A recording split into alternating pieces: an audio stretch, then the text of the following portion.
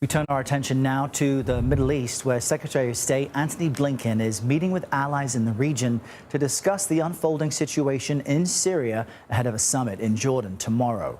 Speaking in Turkey earlier, Blinken said that following the collapse of the Assad regime, there is now a, quote, moment of opportunity for Syria to move in a direction that reflects the will of its people.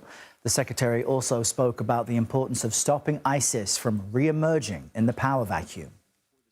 We also discussed the imperative of continuing the efforts to keep ISIS down. Our countries worked very hard and gave a lot over many years to ensure the elimination of the territorial caliphate of ISIS, to ensure that that threat doesn't rear its head again.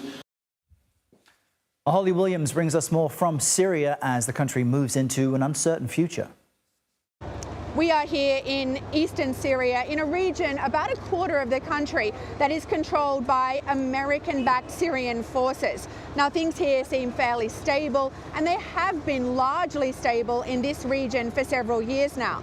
But Syria is at a potentially dangerous crossroads. The toppling of the Syrian regime in Damascus sparked celebrations and new hope for Syria's future.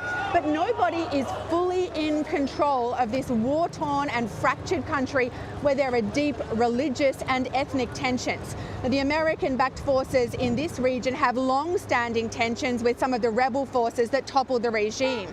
And there are also fears that ISIS could try to use the collapse of the regime and a potential power vacuum to stage a comeback. To stop that happening, in recent days, the US military has pummeled ISIS hideouts here in Syria with airstrikes. And the US is deeply involved in Syria's future, with multiple US military bases here in eastern Syria and around 900 American troops in the country.